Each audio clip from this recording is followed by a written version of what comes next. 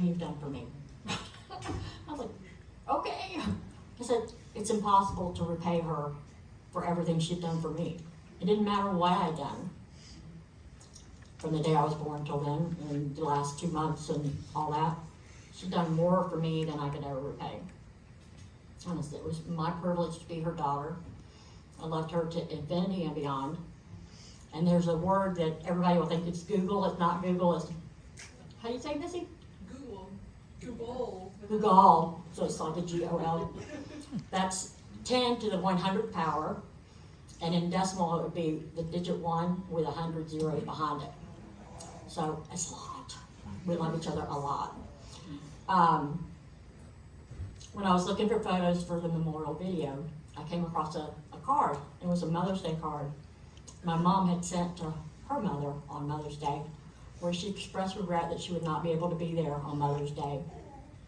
But she said she would not be there in body, but she would be there in soul. And the fact that my mother died on Mother's Day, and then I found that card that same day, it's like she was telling me she was with her mother.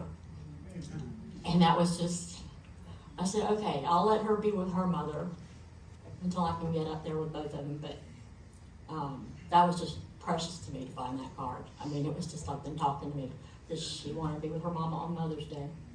So with all the figures I gave you, if you add it up, what do you get? It's a blessed life. A very full and blessed life. So she was on the earth for 31,331 days. Siri's really good at adding these things up. She was loved, and she was loved and loved in return. She showed her love through plants that she gave away, crochets. She crocheted me a tablecloth that took her a year to make. She crocheted bears, which you saw in the videos for the church. Crocheted blankets, baked us cakes and pies. I mean, she just, huh? In the dragon. If y'all didn't see it, we'll be playing it later. She made like a 9-foot dragon for her first great grandson, which he loves. I was like, I don't know what he's going to do with this thing.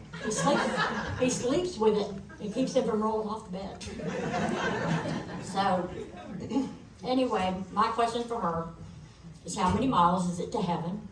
And how do I get there from here? She left me a voicemail, which I've saved, and it said, I want to see your smiling face at my door. I said, that's what I would like to see. Some of y'all saw me earlier. I fell yesterday and injured my hand. I fell out here, scraped my knee, and I just kept walking like this. And I said, my mama could kiss a boo-boo, and it would feel better instantly. And now I don't have my mama to do that. So, anyway, I'm kind of lost without her. Her biggest regret in life is that she didn't write a book, as her students suggested, because she would come into class every day and tell them something that Terry had done or said. And they thought she should write a book.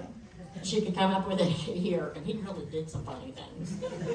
I won't talk about the monkey, but it was not dirt proof or could not breathe. Or the bear wasn't either.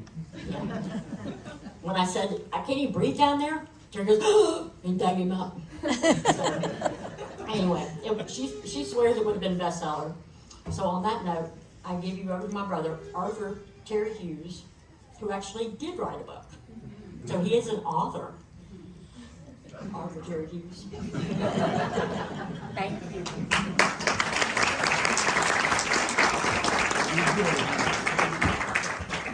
My iPad doesn't have any batteries.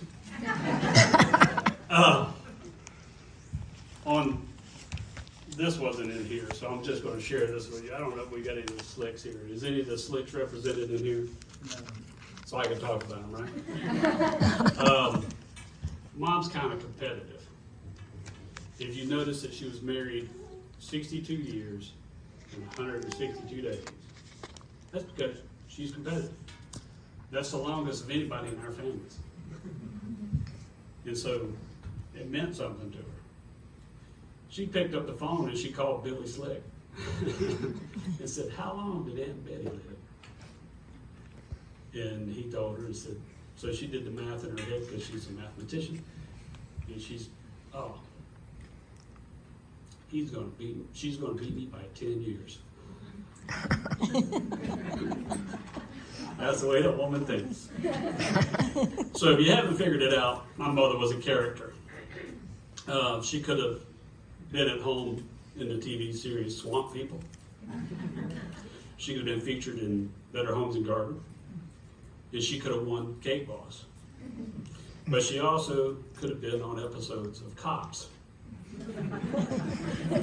Cops, you say. Let me explain it to you. I inherited my mother's left foot. She has talked her way and flirted her way out of more speeding tickets you can imagine. It's not hard to do with kids in in the the back. When she finally did get issued the tickets, she beat them. Let me give you a couple of examples. She appeared before a judge, and when she was called, she mentioned that he was much more handsome than the judge that she just appeared before. Case dismissed. She got a ticket for tailgating. When she went to court, she was prepared.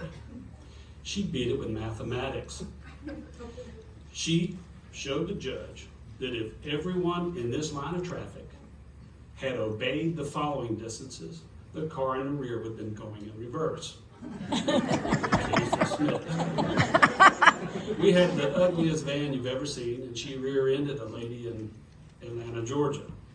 When the investigators got there, and Mom presented her case, they didn't know what had hit them.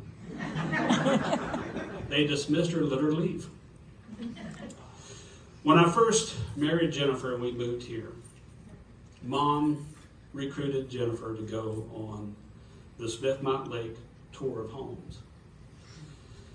Little did she know that she was going to be Mom's and Aunt Betty's lookout. Aunt Betty, if you know her, you understand this. She had a huge purse, and she would go around pretending to be stealing knickknacks and silverware and putting it in her purse. It horrified my wife. Mom was inventorying flower beds. So they had a great time. If you want to bring a tear to my wife's eyes, get her to tell you the story. She'll laugh until she cries. Glenn Bullock came to our house to prepare the service. And he told Dad, he said, Yvonne is with Jesus. And Dad said, nope.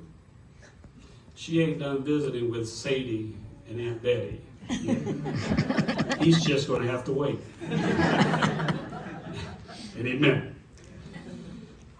Jennifer, upon hearing this, said, I hope they keep an eye on Aunt Betty's purse and they take tours of ranches in heaven.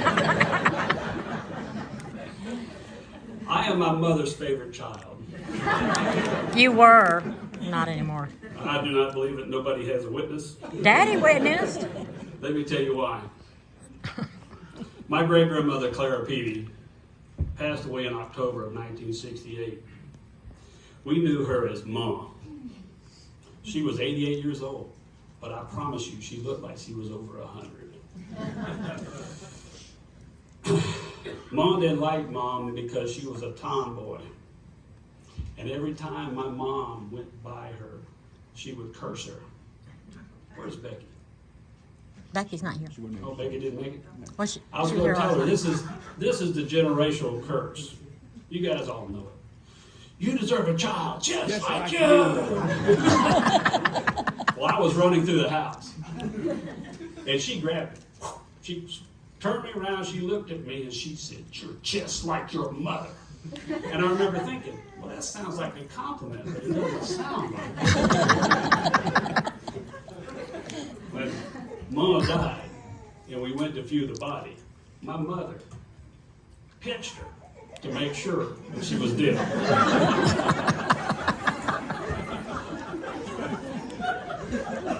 As Pam said, my name is Arthur Terry Hughes.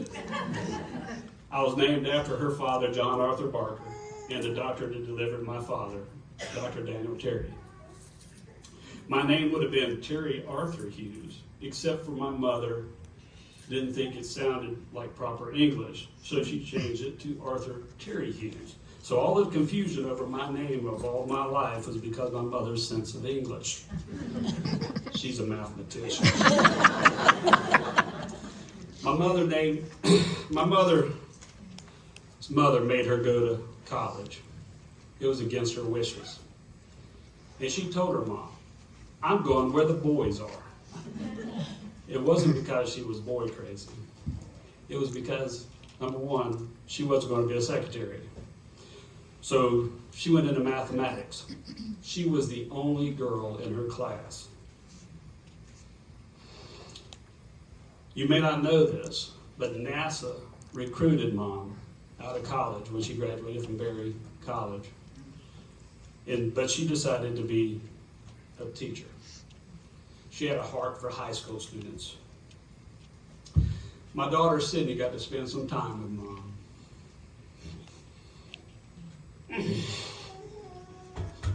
Got that one. You can She get said, you like the honorary ones, don't you? the what?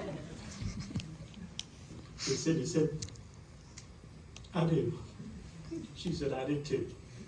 But I think it was because I was an honorary one when I was in school. And she was. And I ugly cry, I'm sorry.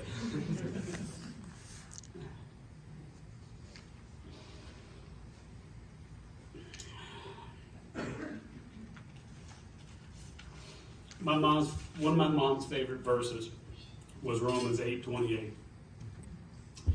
And we know that all things work together for good to them that love God and who are called according to his purpose. Allow me to tell you why. A young couple met and fell in love. They got married on December 20th of 1959. And as young couples do, they conceived and they had a child, 1 week shy. See, I can do math. Of their first anniversary. Now, Valentine's is coming up, and we are talking about a young married couple. So my mother was seeing her doctor, and the doctor told her in an old wives' tale, said that you cannot become pregnant while you're nursing. Oops. Well, she got pregnant. It upset her, and she ran home to her mother, Sadie Barker, or as I called her, Mom. Some called her Monkey. She told Mom about Romans 8:28, and Mom kept that verse in her heart. One day shy of 39 weeks after Valentine's Day, an episode of Bonanza was interrupted, and I was born. If you saw our young family back in those days, it'd be hard to believe everything worked out. Because of Mom's second pregnancy so close to the first, she would leave a teaching job in Marietta, Georgia. Dad would leave Georgia Tech and move to Douglas, Georgia. Mom would make him leave the Navy Reserves, and he would miss the Bay of Pigs in April of 1961, the naval blockade in October 1962, and other issues in the 1960s. They would change apartments to save $5 and to keep me away from the street. Dad got a job, Mom taught high school, and Dad got a job at the Sam's and Loan. Or 6 years later, he would cash a check, and he would pause and look at it, and he would ask, how can I make this kind of money? That's how he went to work for Fleetwood Homes. He retired after 21 years. They traveled the world. They raised their family. We know that all things work out for good, that they love God and who are called according to his purpose. A final story. My mother would want all of you to know Jesus if you're here in this room. Amen. She joined her mother in praying for her family for generations. Her faith in Jesus has made this a little easier for us to lose her. My father comforted my mother with these words.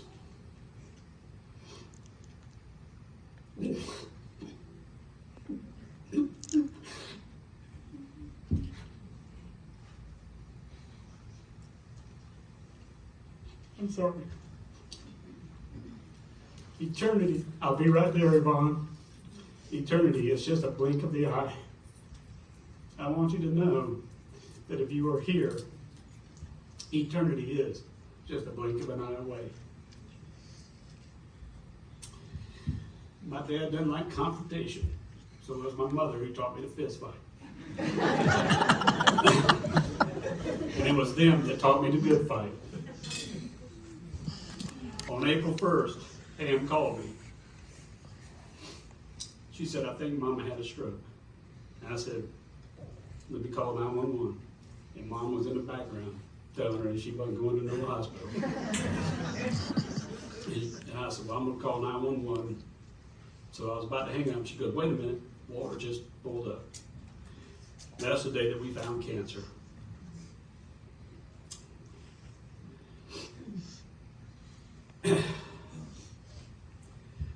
Clarity comes when we fight these battles. One of the final things my mother told me was hang money. Now, if you're not from South Georgia, let me explain that to you. It means money doesn't matter. She continued, travel, see the world, spend time with your loved ones and your family, and be generous. Yvonne Juanita Barker fought a good fight. This was not a revelation. This is how she and Walter K. Hughes lived their lives. She shared another verse with me. She said, do not worry about tomorrow, for tomorrow will have enough trouble of its own. That is Matthew 6:34. I want to thank you for coming. It means a lot to our family. I want to thank those who came and visited her. I want to thank especially those who took those early morning phone calls. She called as many people and spoke to as many people to tell them that she loved them as she could. I want to thank Pamela for stepping up. I want to thank Jennifer for preparing food and loving my mom and my dad.